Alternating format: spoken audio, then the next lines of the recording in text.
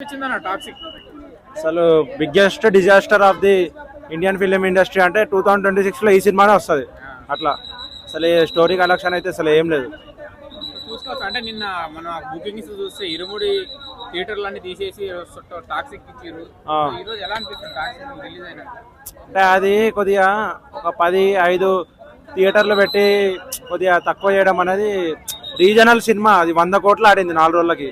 మళ్ళీ ఈ సినిమాకి 10 సినిమాస్ ఇట్లా పెట్టి ఇట్లా తీయడం అనేది తప్పు. కొద్దిగా మన తెలుగు ఫిలిం ఇండస్ట్రీకి కొద్దిగా అన్యాయం చేసినట్టుంది. అది వేరే కన్నడ ఫిలిం ఇండస్ట్రీ అన్ని షోలు పెట్టి మన తెలుగు ఫిలిం ఇండస్ట్రీకి ఒక 10-5 పెట్టేసరికి కొద్దిగా 100 కోట్లు ఆడిన సినిమా అట్లా తగ్గడం అనేది కొద్దిగా తక్కువ కదా. ఓన్లీ 4 days అయింది రిలీజ్ అయ్యి. మళ్ళీ బెనిఫిట్ షోలు లేదు, హైక్స్ లేవు, ఏం లేకుండానే 100 కోట్లు వచ్చినాయి. కొద్దిగా కన్ఫర్మ్ బ్రో. ఎందుకంటే ఒక రోజు చూస్తారు థియేటర్లో బుక్ అవుతున్నాయా లేవా చూస్తారు. దాన్ని బట్టి నీకు క్యాల్కులేట్ చేసి ఏ సినిమా ఎక్కువ ఆడుతుందో ఆ సినిమాకే ఇస్తారు.